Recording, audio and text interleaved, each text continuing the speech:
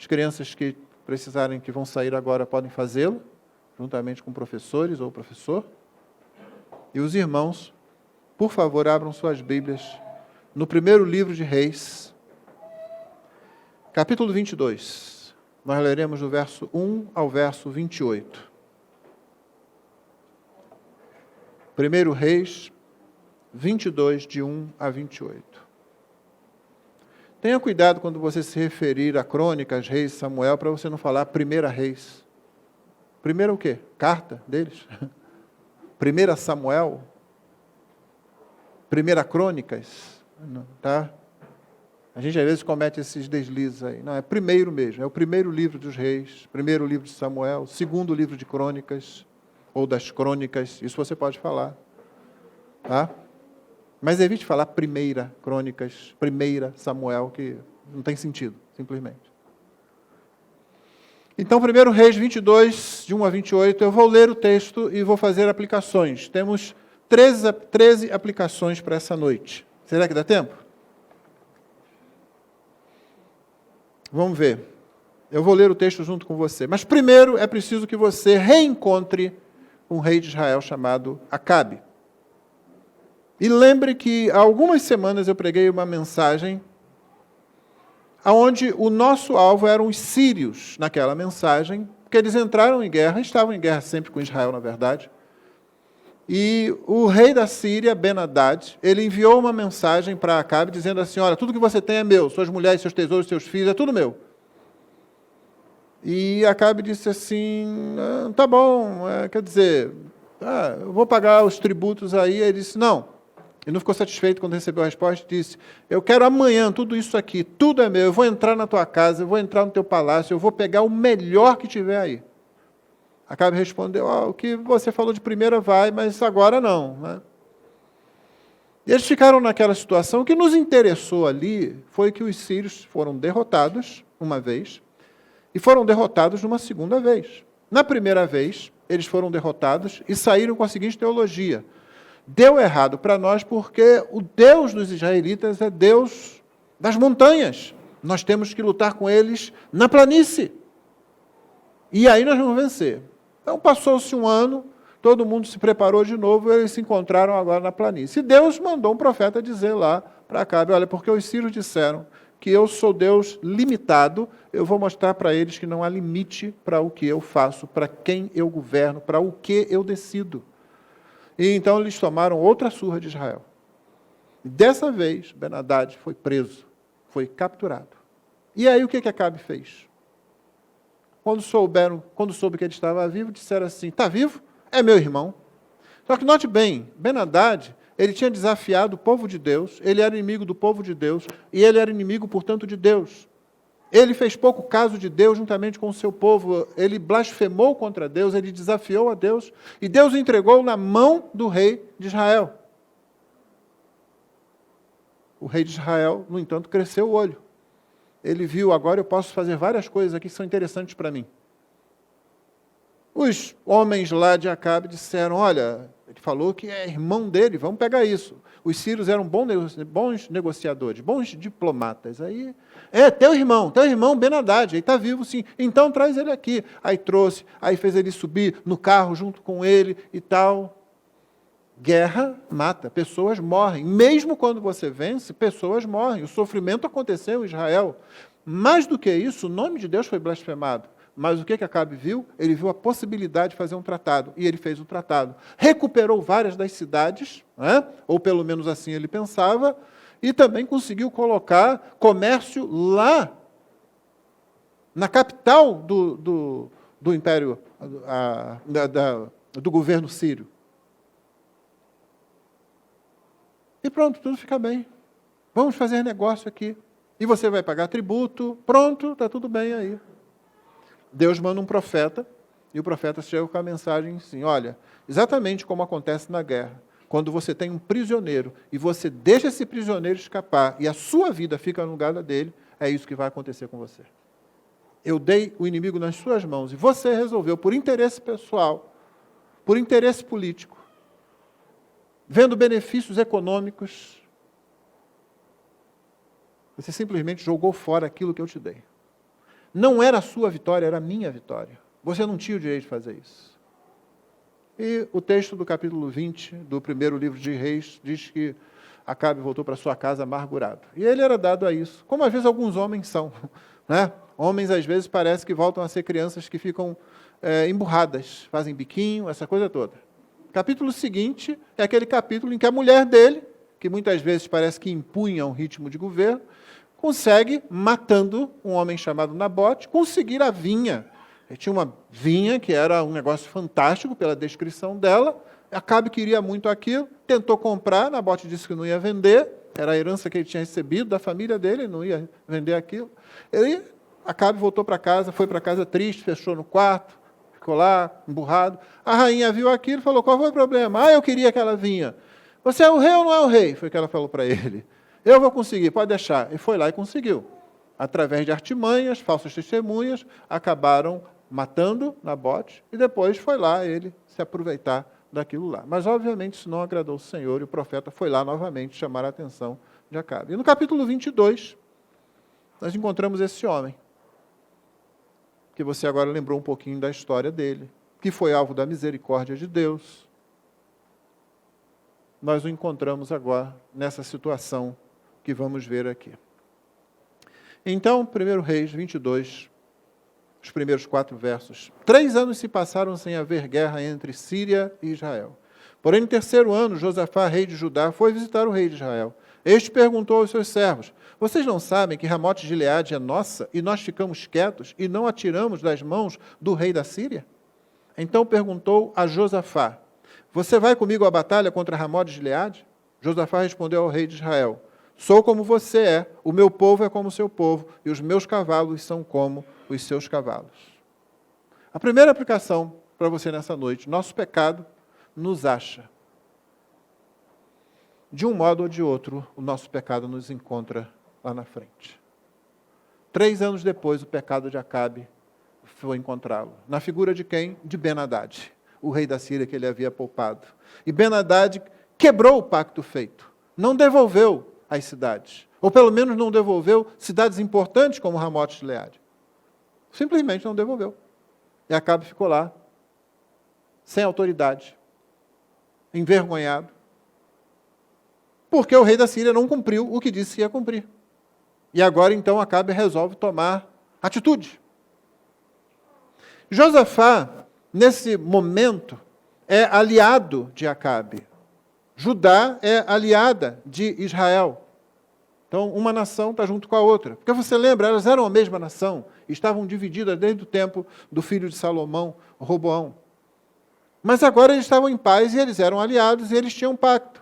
Então, quando Josafá responde, Josafá faz o que Ben-Hadad não fez. Josafá manteve o pacto feito com Acabe.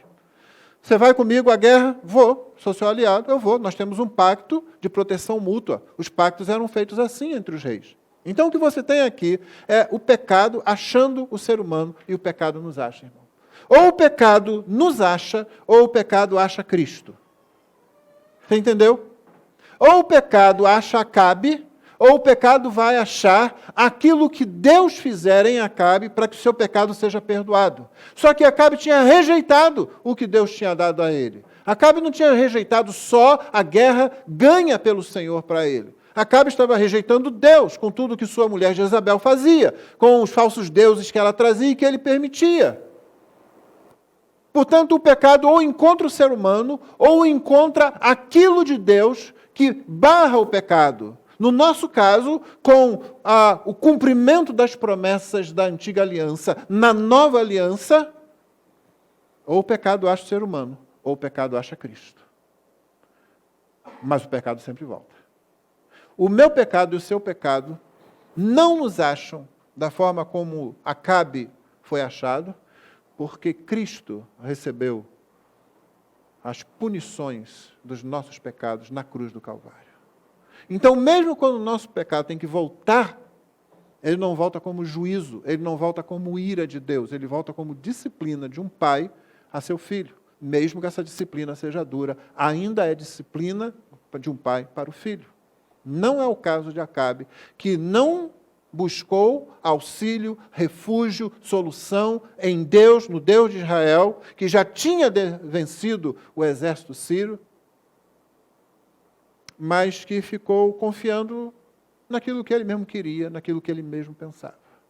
Então, essa é a primeira lição, ou a primeira aplicação. Nosso pecado, de um modo ou outro, nos acha. Ou ele nos acha, ou ele acha Cristo. E se ele acha Cristo, e se você foi salvo por Cristo, não se deixe iludir pelas mentiras e acusações de Satanás.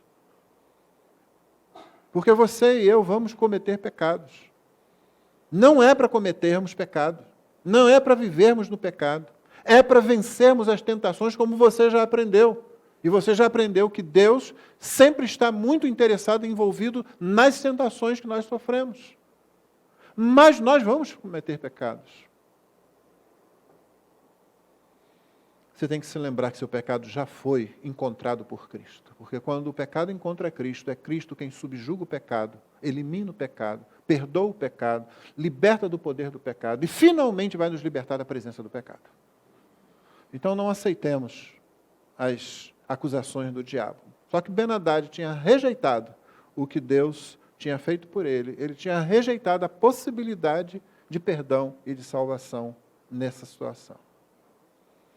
5, verso 5. Josafá disse mais ao rei de Israel: consulte primeiro a palavra do Senhor.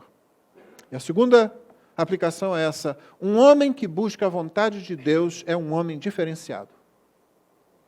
E Josafá era esse tipo de homem. Um homem que busca a vontade de Deus é um homem diferenciado.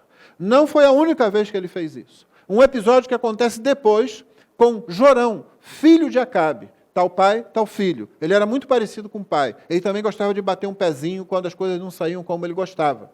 E no capítulo 3 do segundo livro de Reis está escrito assim: mandou Jorão dizer a Josafá, rei de Judá: o rei de Moabe se revoltou contra mim. Você irá comigo à guerra contra Moabe? Josafá respondeu: irei, sou como você é, o meu povo é como o seu povo, os meus cavalos são como os seus cavalos.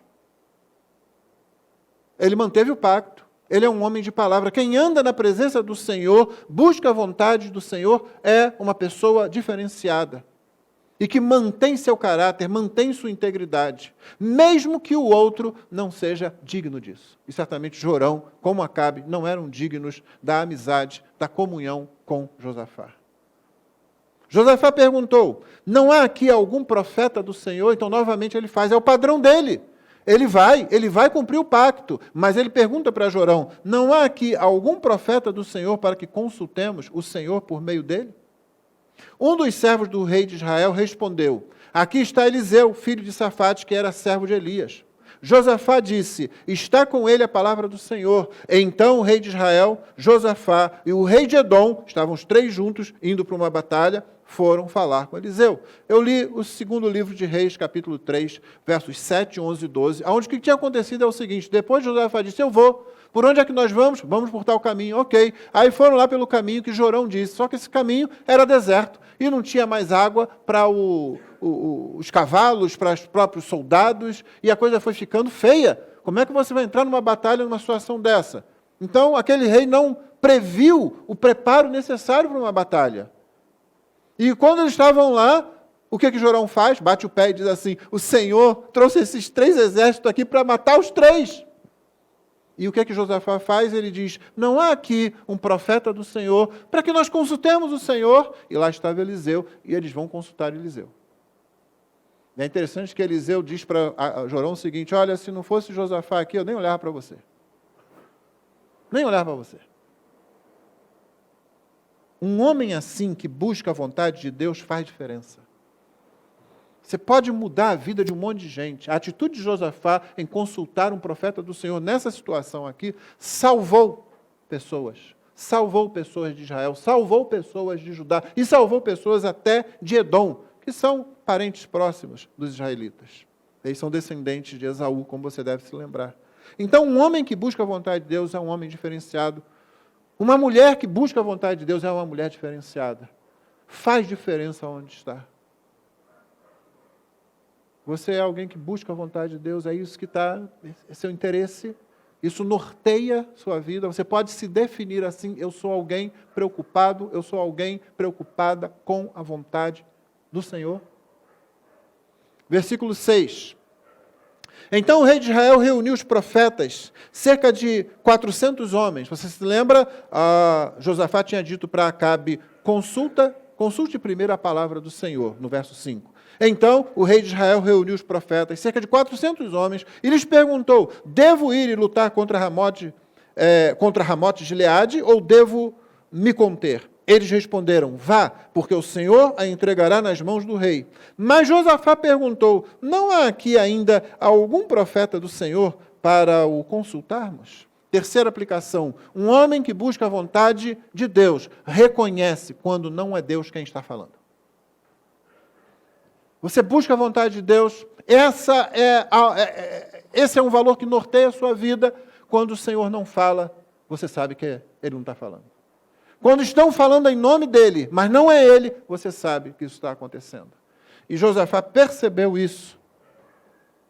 Talvez a mensagem entusiasta demais. Talvez aqueles fossem profetas de Baal reunidos ali, embora o mais provável é que eles fossem profetas do Senhor, que tinham se comprometido mais com o rei Acabe do que com a palavra do Senhor, sem coragem de dizer a verdade para ele.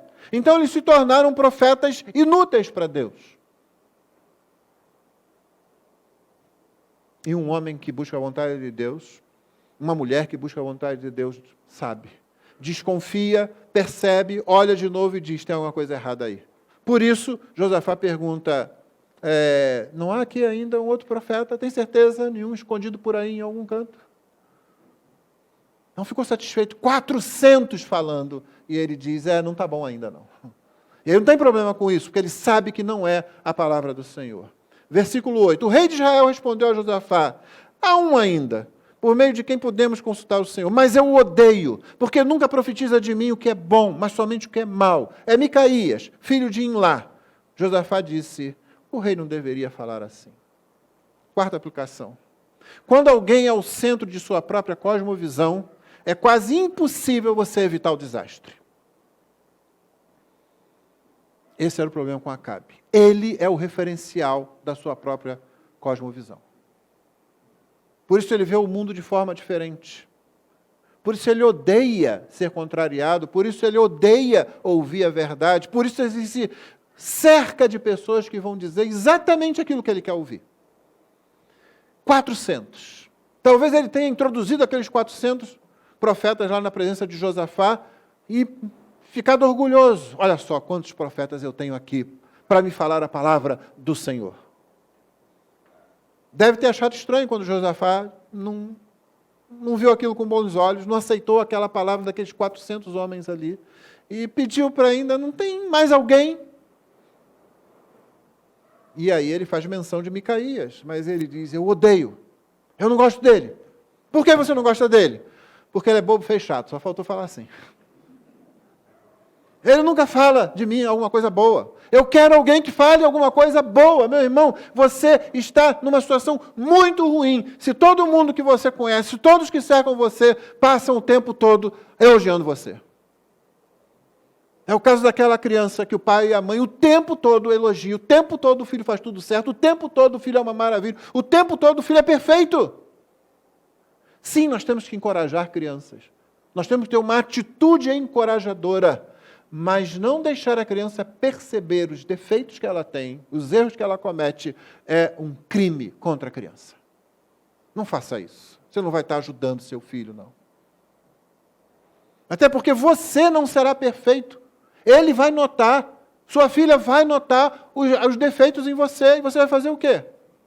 Pensa bem isso na cabeça de uma criança à medida que ela cresce. Eu sou perfeito, eu faço tudo bem, mas vou ficar igual meu pai, que erra? Igual minha mãe, que comete erros? Novamente, essa é uma cosmovisão que não está centralizada no dono do universo. A Bíblia diz que do Senhor é a terra e a sua plenitude, é o Salmo 24, 1 que lemos hoje. E por isso, quando uma pessoa é o centro de sua própria cosmovisão, é quase impossível você evitar o desastre, porque ela está pensando que tudo vai girar em torno dela, porque ela está pensando que ela tem controle sobre as coisas. E do Senhor é a terra e a sua plenitude. Ela está completamente fora do eixo. Porque o mundo é de Deus e a realidade é governada por Ele, não por nós. Quem teme a Deus procura alertar quem não teme. Grandes males podem ser evitados dessa maneira. É por isso que Josafá, vendo aquela atitude, ele diz, o rei não deveria falar desse modo, não deveria falar assim. Ele está dizendo o seguinte, é um profeta do Senhor, vamos ouvi-lo. Talvez Josafá conhecesse Micaías. Micaías não é citado em nenhum outro lugar da Bíblia, só aqui. Não sabemos mais nada sobre ele. Sabemos o suficiente, né? Sabemos que ele não estava interessado em agradar o rei, ou qualquer pessoa que fosse. Você sabe disso por causa do restante da história que nós vamos ler agora. Mas fica aqui o registro, a quarta aplicação. Quando alguém é o centro de sua própria cosmovisão, ela está em conflito com o próprio Criador do universo, e é quase impossível evitar o desastre se isso não for alterado. Versos 9 a 12. Então o rei de Israel chamou um oficial e disse, traga-me depressa Micaías, filho de Imlá. O rei de Israel e Josafá, rei de Judá, estavam assentados, cada um no seu trono, vestidos de trajes reais, numa eira, uma abertura, à entrada do portão da cidade de Samaria, que era a capital de Israel. E todos os profetas profetizavam diante deles. Então eles estavam num ambiente fechado, eles não estavam num ambiente aberto. A entrada de Samaria ali, e você imagina, põe-se um trono lá, o rei não fica em pé, o rei não vai ficar sentado em qualquer lugar. Um trono para um trono para outro, os dois sentam ali, aquele monte de profetas ali, e eles estão ali profetizando diante deles. Verso 11, Zedequias, filho de Kenaana, fez para si uns chifres de ferro, arranja lá uns chifres de ferro, e disse, assim diz o Senhor, com estes você dará chifradas nos sírios até que estejam destruídos. Todos os profetas profetizavam assim, dizendo, suba a Ramote de Gileade, você triunfará, o Senhor a entregará nas mãos do rei. Quinta aplicação, nem todos os que buscam a Deus, buscam de fato a vontade de Deus.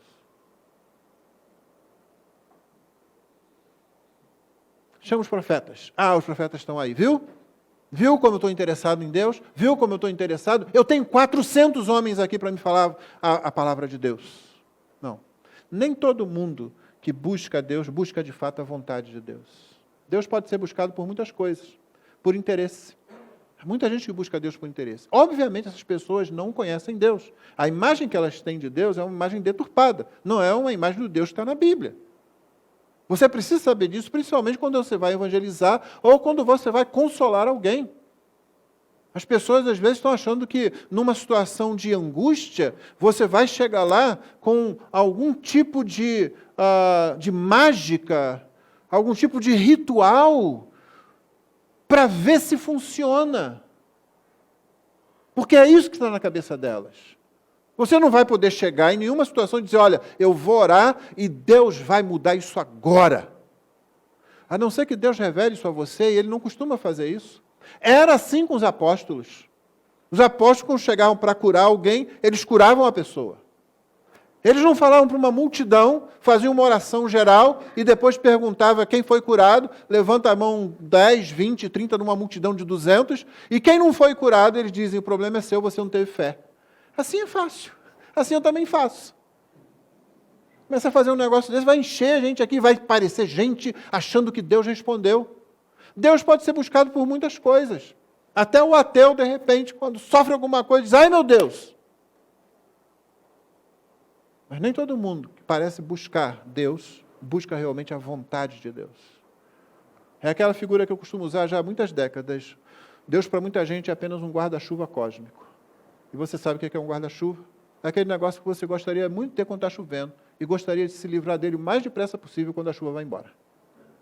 Você não quer carregar, você não quer correr o risco de esquecer num lugar, mas quando chove seria muito bom aparecer um. O dia que você inventar um guarda-chuva que fique igual um chaveirinho e que quando você abre, ele fica igual uma barraca, você vai ganhar muito dinheiro. Muito dinheiro. Põe no bolso, pequenininho. É assim que muita gente vê Deus. Eu quero Deus aqui, para me socorrer, para me dar isso, para me dar aquilo, para me proteger disso, para me proteger daquilo. Mas eu não quero saber a vontade dele. Eu não quero saber o que ele pensa a meu respeito. Eu não quero saber como ele me vê. Eu não quero saber o que ele quer para mim. Esse era o caso de Acabe. Sexta aplicação. Nem todos que falam em nome de Deus, falam de fato em nome de Deus. Você notou aqui as palavras no versículo 11 de Zedequias? Esse profeta, esse falso profeta. Assim diz o Senhor. Essa é a fórmula profética no Antigo Testamento, por excelência. Assim diz o Senhor. Qualquer profeta chega e ele não fala a sua própria mensagem, nem fala na sua própria autoridade. O que é que ele diz? Assim diz o Senhor. Você sabe o que acontece quando alguém diz isso? Assim diz o Senhor. Deus prepara as duas orelhas, os dois ouvidos, para ouvir aquela pessoa. Deus pode estar muito ocupado fazendo uma coisa lá no outro canto do universo. Aí alguém fala assim do Senhor, ele, opa, o quê? O que que eu disse? Espero que você não tenha problema com linguagem antropomórfica e não esteja aí pensando, Deus tem ouvido? Deus tem orelha? Nem todos que falam em nome de Deus falam de fato em nome de Deus. Deuteronômio ensina isso para o povo de Israel. Por isso, dá duas provas para o falso profeta. Quando o profeta ou sonhador se manifestar no meio de vocês e ele profetizar e isso acontecer, isso era uma coisa. E depois disso ele disser, venham, vamos servir outros deuses que vocês não conhecem, mata. É por isso que a gente diz, profeta bom é profeta morto. Apóstolo bom é apóstolo morto. Porque todos eles já estão mortos, os verdadeiros já morreram. Deuteronômio passava essas duas provas. Não basta falar uma coisa e ela acontecer simplesmente. É preciso você ouvir o que ele ensina, qual é a pregação dele. Quando ele não está prevendo o futuro, o que não é a tarefa principal do profeta, o que não define profecia. O profeta é boca de Deus, o profeta fala o que ouve de Deus. Mesmo quando ele fala o que vai acontecer, é porque Deus disse isso para ele. Ele não tem uma sensibilidade nele, ele tem o que Deus dá para ele. Então não importa o milagre que acontecer, não importa o que for de extraordinário que parece que está acontecendo, você tem que ouvir o que ele prega, o que ele fala. E eu tenho ensinado aqui nessa igreja há muito tempo, quando você ouve um pregador, ouça também aquilo que ele não fala. É tão importante você dar atenção ao que está saindo dos lábios do pregador, como aquilo que ele evita dizer. Ele pode evitar dizer qualquer coisa sobre a ira de Deus, por exemplo. Ele pode evitar dizer qualquer coisa sobre a divindade de Cristo. Ele pode evitar dizer qualquer coisa sobre a natureza da família criacional, como Deus criou. E por aí vai. Então você deve ouvir pregador e de repente você vai dizer assim, ele nunca fala disso, ele nunca fala de pecado, ele nunca fala de perdição eterna, ele nunca fala de dia do juízo. Ele é só igual esses profetas aqui. É tudo para cima, tudo vai dar certo, tudo vai funcionar, Deus vai te abençoar, Deus vai fazer você crescer, Deus vai te dar isso, Deus vai te dar aquilo. Ele nunca fala o que um profeta de verdade fala. Ele lisonjeia você. Ele agrada você. Por isso, você deve estar atento a essa sexta aplicação. Nem todos que falam em nome de Deus falam de fato em nome de Deus. 13:14. O mensageiro que tinha ido chamar Micaías falou-lhe dizendo, eis que as palavras dos profetas a uma voz predizem coisas boas para o rei. Portanto, que a sua palavra seja como a palavra de um deles. Fale o que é bom. Micaías respondeu, tão certo como vive o Senhor, o que o Senhor me disser, isso falarei. Sétima aplicação, pior que ignorar a vontade de Deus é querer manipular a vontade de Deus. E esse camarada aqui, esse mensageiro, um dos oficiais que pertence à corte, naturalmente, né? É aquele com que o rei se dirige. O rei não fala com subalterno, não, irmão, com soldadinho lá, não, com praça, não. Há uma escala hierárquica. Se é alguém a quem ele se dirige diretamente, então é alguém que faz parte da corte, é alguém importante. E esse camarada vai lá defender os interesses do rei. Só que ele não defende realmente os interesses do rei. Ele defende os próprios interesses dele. Se ele defendesse os interesses do rei, e se ele fosse uma pessoa íntegra, uma pessoa que respondesse à lei de Deus, que o reino do norte conhecia, porque é o reino de Israel, ele teria ajudado o rei, mesmo que ele se arriscasse. Mas não é isso que ele faz. Ele tem interesse em manter a posição dele, tem interesse em ficar naquela posição, ele tem interesse em ser bem visto pelo rei. Por isso, quando Micaías é chamado, e todo mundo parece que já conhece Micaías, e todo mundo sabe, Micaías vai estragar o negócio, Micaías vai jogar água aí na cerveja do rei, ele já chega lá preparado.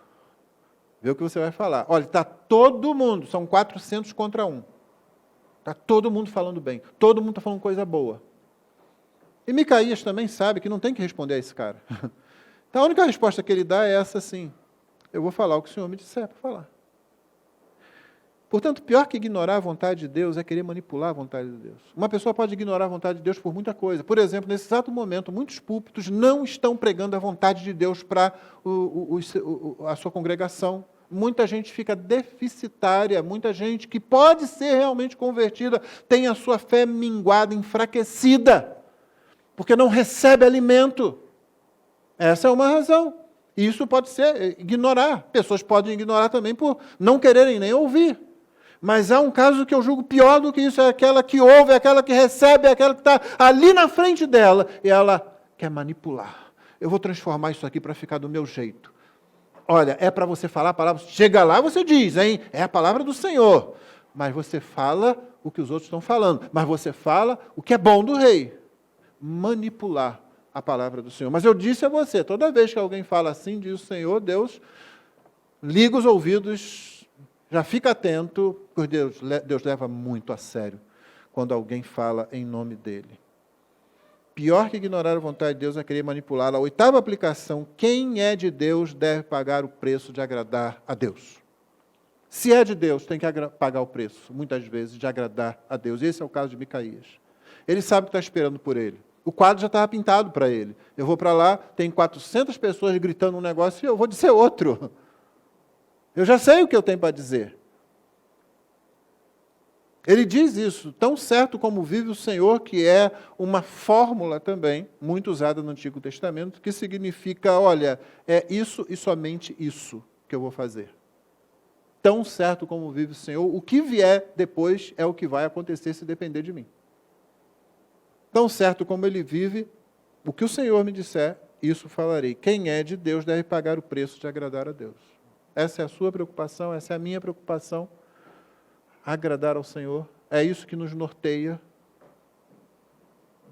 que às vezes nos veremos em circunstâncias em que vamos desagradar os outros para agradar a Deus. Lembre bem, você não tem que ser grosseiro nem mal educado, você não tem que sair batendo nas pessoas, você não tem que sair querendo brigar. Não, basta que você apenas agrade ao Senhor. Fale a palavra do Senhor, pregue o Evangelho do Senhor, viva o Evangelho do Senhor, e você vai entrar em conflito, muitas vezes, com outras pessoas. Verso 15 e verso 16. Quando ele chegou à presença do rei, este lhe perguntou, Acabe pergunta para Micaías, Micaías, devemos ir a Ramote de Gileade para a batalha ou devemos nos conter?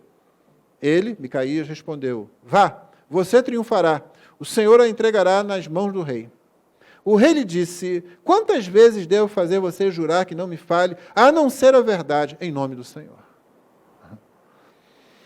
O que foi isso? Como é que Micaías chega lá e diz, ele acabou de dizer, eu vou falar o que o Senhor me mandar falar. Pelo que ele vai relatar, depois você vê que ele não está mentindo. Um espírito, foi espírito de mentira na boca de todos os profetas. E Micaías era um profeta. Mas mais provavelmente, Micaías viu todo mundo falando daquele negócio lá e disse, vai mesmo. Pode ir. A impressão que o texto passa é que ele foi sarcástico. Irônico, se você preferir. Ele chega lá, está todo mundo, vai que vai, e está lá Zedequias com 2 chifres na mão, para lá e para cá, né? É isso aqui, tal. Ele chega lá, olha aquele negócio, e aí, Micaías, o que é que você diz? Aí faz aquele silêncio. Vai lá, pode ir. Deus vai te dar a vitória. Seja o que for, foi suficiente para Acabe notar que tinha alguma coisa errada. A 9ª aplicação é a seguinte, a integridade é um cartão de visitas, até o ímpio a reconhece. A integridade desse profeta era tal, você já viu que a fama dele era conhecida. que até Acabe diz, está alguma coisa errada aí. Não, está fácil demais. Não, não está. Não é isso, não. A integridade é um cartão de visitas, até o ímpio a reconhece. Versos 17 e 18. Então Micaías disse, ok, vi todo Israel disperso pelos montes como ovelhas que não têm pastor. E o Senhor Deus disse, estes não têm dono, que cada um volte em paz para a sua casa. Então o rei de Israel disse a Josafá, eu não disse a você que a meu respeito ele não profetiza o que é bom, mas somente o que é mal?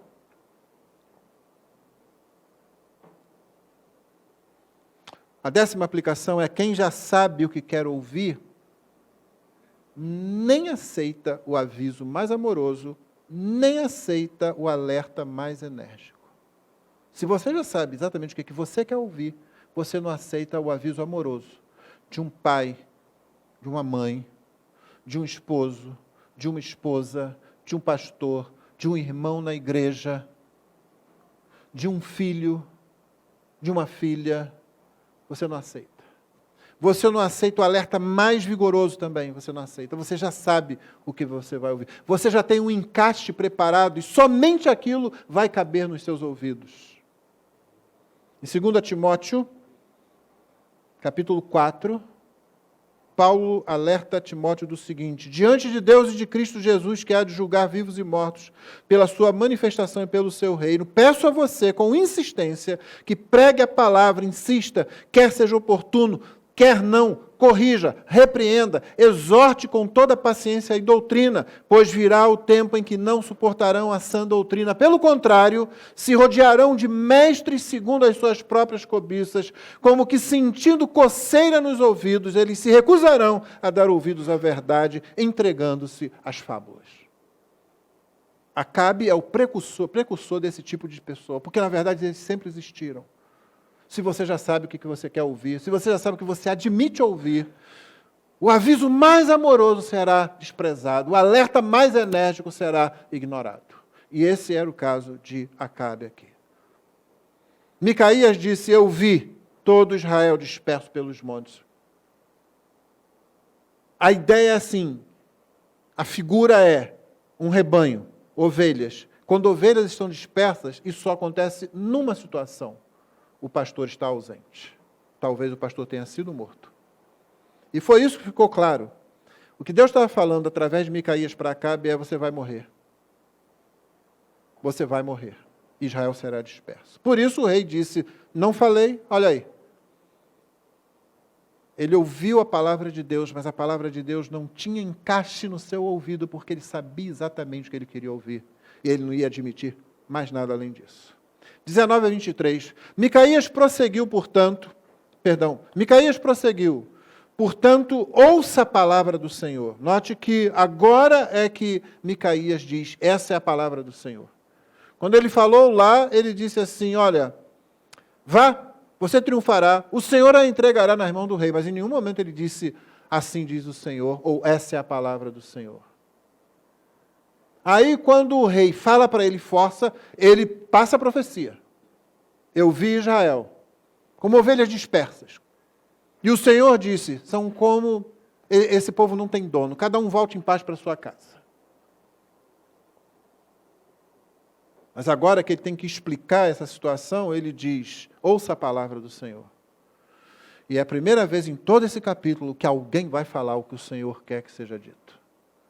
Viu o Senhor assentado no seu trono, e todo o exército do céu estava junto dele, à sua direita e à sua esquerda. Então o Senhor perguntou, quem enganará Acabe, para que vá e seja morto em Ramote de Gileade? E um dizia uma coisa e outro dizia outra coisa.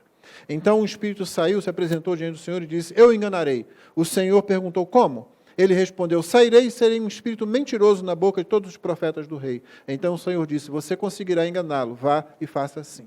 E agora, eis que o Senhor pôs esse espírito mentiroso na boca de todos esses seus profetas, e o Senhor declarou que um mal vai lhe acontecer. Então agora está com todas as letras aí. 11ª aplicação. Deus não é autor do pecado, mas Ele administra até mesmo o pecado dos seres morais para a realização de sua santa vontade. Deus não é autor do pecado. É preciso que a gente entenda que um espírito de mentira na boca dos profetas, pode ser tanto um demônio que recebe permissão para chegar perto deles, assim como Satanás recebeu permissão para chegar perto de Jó, como pode ser simplesmente um agente de Deus que chegue lá e entregue os profetas a si mesmos. Basta que você entregue eles. Eles já têm, que você os entregue a si mesmo. Que você os libere. Que não haja nada que os trave. Que não haja temor de Deus. Que não haja comprometimento com Deus. Que não haja fidelidade a Deus. E esses profetas falarão o que eles querem falar. Eles querem agradar o rei. Eles querem continuar sustentados pelo rei, que era o que provavelmente acontecia. Eles querem continuar tendo acesso à corte do rei. Eles querem continuar dizendo, nós influenciamos o rei. Nós temos poder aqui. Nós temos poder político aqui. Nós temos poder social aqui. E nós temos acesso a muitas benesses aqui. Então não é preciso que você entenda que Deus fez uma mágica para que aqueles homens mentissem. Esses homens queriam fazer exatamente isso. E o que parece mais provável, e assim eu entendo o texto, Deus simplesmente retira as travas, retira a graça comum, agora especificamente para esses profetas. E eles estão livres agora. Ele faz isso através de um espírito. A discussão sobre que espírito é esse, um anjo, um demônio, ela é menos importante do que o fato de que Deus está administrando mesmo o pecado para a sua própria glória e para a sua vontade. Salmo 76:10 diz, pois até a ira humana há de louvar-te, e da ira restante te cingirás.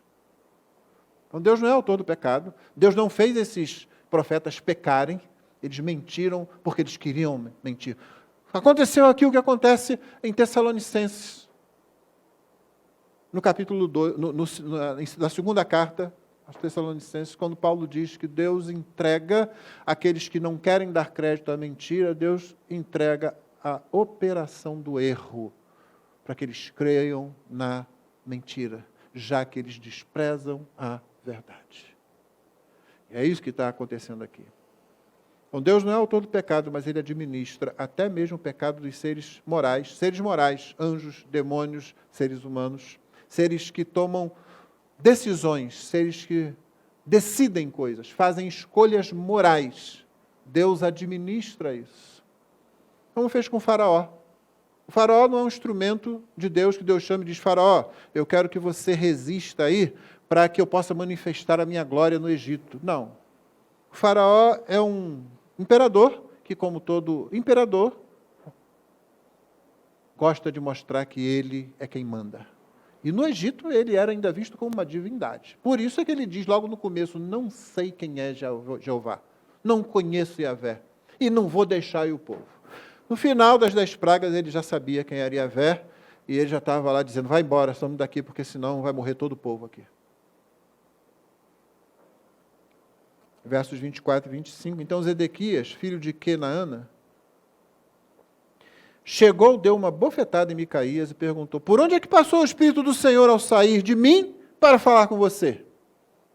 Micaías respondeu, eis que você o verá no dia em que estiver correndo de quarto em quarto tentando se esconder. 12ª e penúltima aplicação, a reação, a verdade, revela o caráter da pessoa. Assim como a reação à mentira. O falso profeta não gosta de ser denunciado. A mentira não gosta de ser denunciada. Ainda mais esse homem que está nessa posição tão privilegiada, tão perto do rei, tendo tanta influência, sendo chamado, junto com os outros profetas, para influenciar as decisões da nação, os destinos do exército, num conflito internacional. Olha só. Agora chega um sujeito e diz, olha, eles estão falando isso porque um espírito de mentira está agindo neles. Não é o Espírito do Senhor, é um outro. Você percebe como isso cai mal no currículo do profeta? Olha, em tal época assim ele falou mentira porque ele pensava que era o Espírito de Deus e não era. Incompetente esse cara. Alguém vai querer contratar esse profeta? Pegava muito mal. É por isso que ele reage. Ele reage à verdade.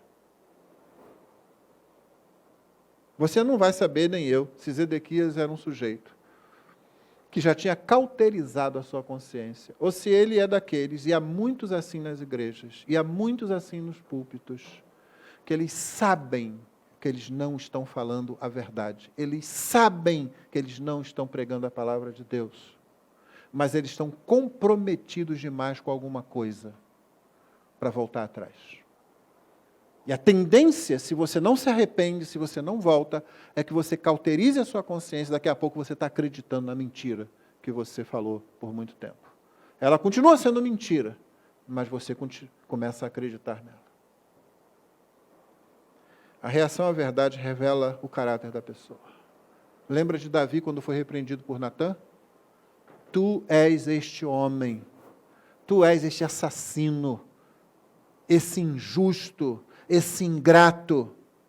Tudo descrito naquela história do sujeito que matou a única ovelha que o vizinho tinha. Qual foi a reação de Davi? Pequei contra o Senhor.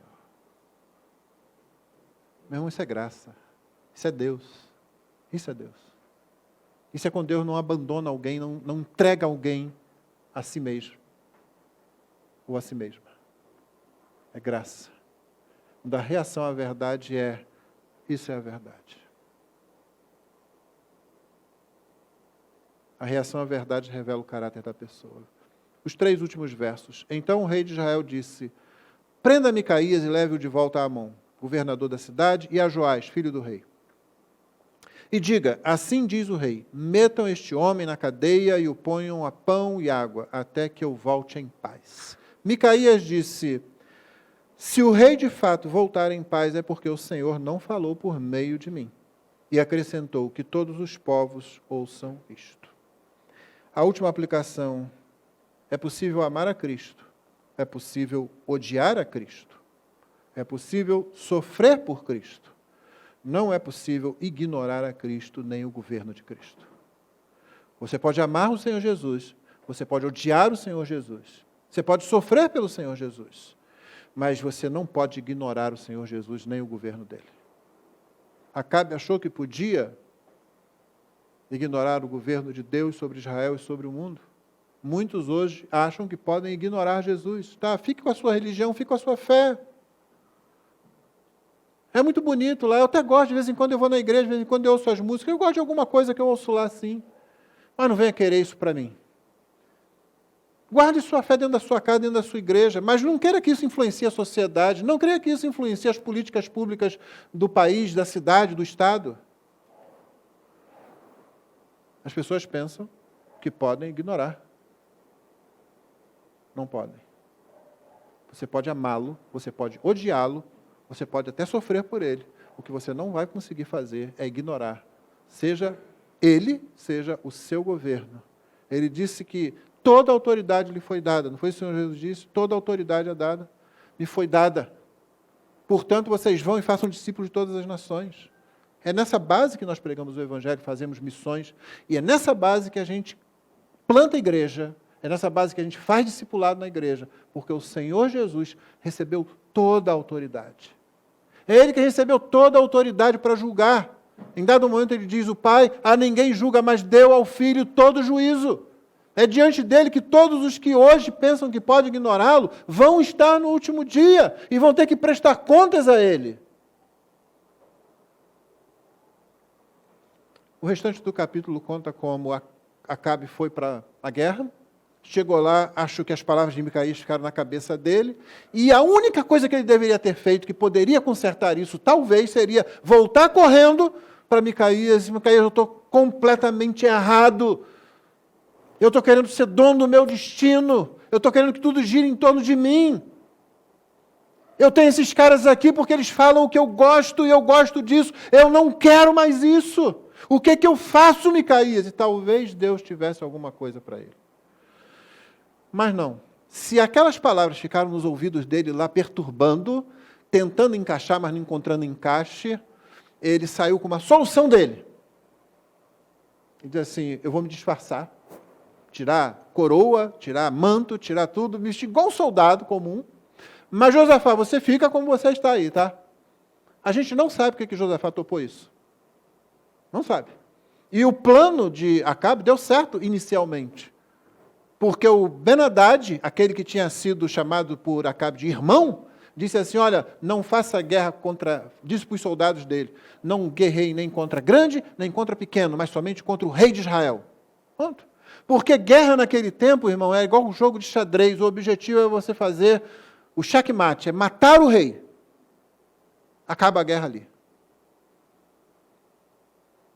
Então, quando eles viram Josafá, aquele é o rei, foram. Aí Josafá grita e eles percebem, não é esse o rei de Israel. E aí eles param de perseguir o rei de Israel. E ficam confusos, o que eles fazem agora? Quem é?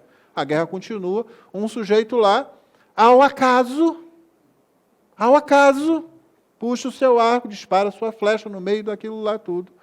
E ela encontra uma abertura na armadura de Acabe, que é mortalmente ferido. E depois de algumas horas ele morre. Você pode amar a Cristo, você pode odiar a Cristo, você pode sofrer por Cristo, como Micaías estava sofrendo pelo Deus de Israel, por ser fiel ao Deus de Israel, como muitos hoje sofrem por amor a Cristo, e pagam preço pela sua fé, mas você não pode ignorar nem Cristo, nem o governo de Cristo. Jesus diz em Lucas 11, 23, quem não é por mim, é contra mim, quem comigo não ajunta, espalha. Não tem meio termo, não tem em cima do muro, não tem neutralidade. Ou Cristo é o seu Salvador, ou Cristo é o seu juiz.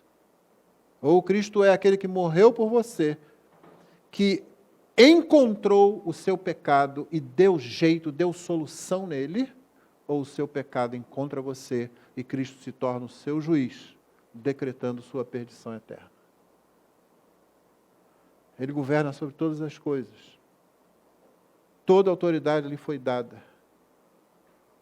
E não importa o que pareça para mim, para você ou para o mundo agora, ele continua reinando sobre tudo.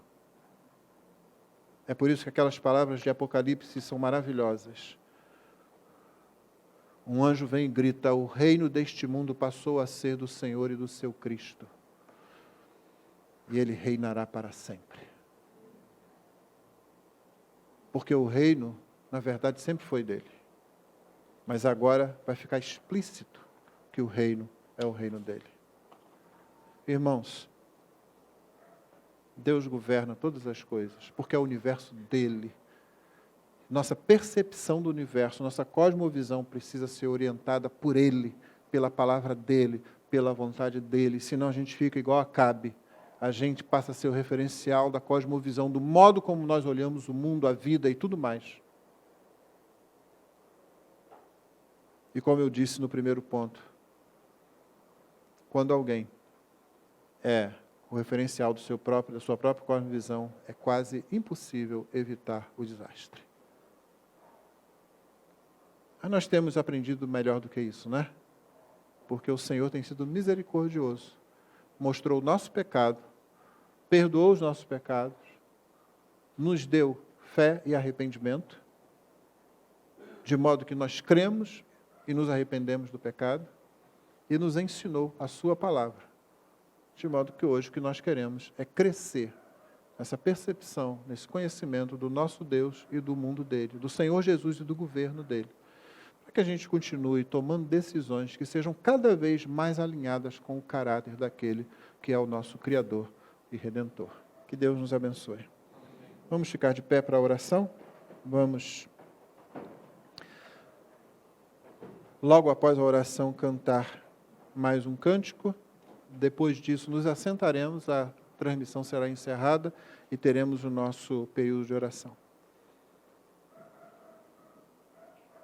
Deus abençoe você que estava nos acompanhando até agora e que a palavra dele produza em você os frutos para os quais ele a enviou. Senhor, perdoa-nos as vezes em que queremos estar no centro das nossas escolhas, das nossas decisões. Perdoa, Senhor, quando esquecemos que do Senhor é a terra e a sua plenitude, que o Senhor governa sobre todas as coisas, desde a menor até a maior. E recebe o nosso louvor, porque o Senhor tem iluminado a nossa mente, tem nos falado, tem ampliado a nossa visão, de modo que vemos mais de Cristo, mais de Ti mesmo, de modo que compreendemos melhor que o Senhor reina, que o Senhor governa todas as coisas. Ajuda-nos para que a nossa vida seja sempre pautada, sempre orientada por esse zelo com relação a buscar a vontade do Senhor. Para identificarmos os falsos profetas, os falsos mestres. Para apoiarmos aqueles que pregam verdadeiramente a Tua palavra. Para tomarmos decisões que abençoam outros. Para falarmos mensagens que evitam a morte, inclusive a morte espiritual. Faz-nos homens e mulheres que amem a Tua vontade, busquem a Tua vontade e se preocupem em ver o Teu reino agindo na terra como age no céu, Senhor. Abençoa-nos, pois, e abençoa aqueles que estão nos ouvindo também. Aplica a Tua palavra, nós te pedimos e nós te agradecemos em nome de Jesus. Amém.